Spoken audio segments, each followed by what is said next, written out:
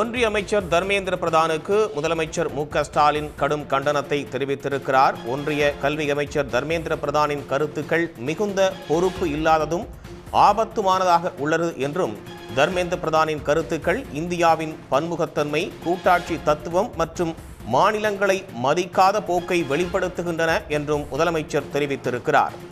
தமிழ்நாடு மும்மொழி கொள்கையை உறுதியாக நிராகரிக்கிறது.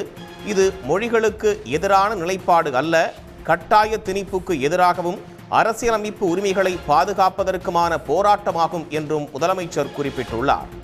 நாடாளுமன்றத்தில் தமிழர்களை பற்றிய உங்கள் இழிவான கருத்துக்களும் பின்னர் வந்த தாமதமான மன்னிப்பும் ஏற்றுக்கொள்ள முடியாத நடத்தைகளை வெளிப்படுத்தியது என்றும், ஹிந்தி திணிப்பு இல்லை என்ற தர்மேந்திர பிரதான் கூற்று முற்றிலும் தவறானது என்றும் முதலமைச்சர் கூறியிருக்கிறார்.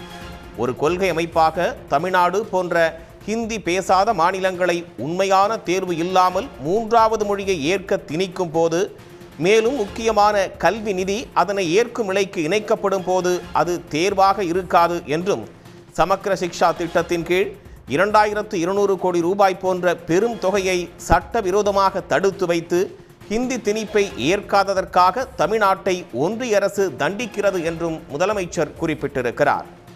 ஒன்றிய அரசு வழங்கும் நிதி உதவிகள் அல்ல, தமிழ்நாடு மக்களிடமிருந்து வரி வசூலாக பெறப்பட்ட உரிமையான நிதிகள், அவற்றை கட்டாயப்படுத்தும் கருவியாக பயன்படுத்த முடியாது என்றும், எந்த சூழலிலும் தமிழ்நாடு மொழி திணிப்பை ஏற்காது என்பதை திட்டவட்டமாக தெரிவித்துக் கொள்வதாகவும் முதலமைச்சர் குறிப்பிட்டிருக்கிறார்.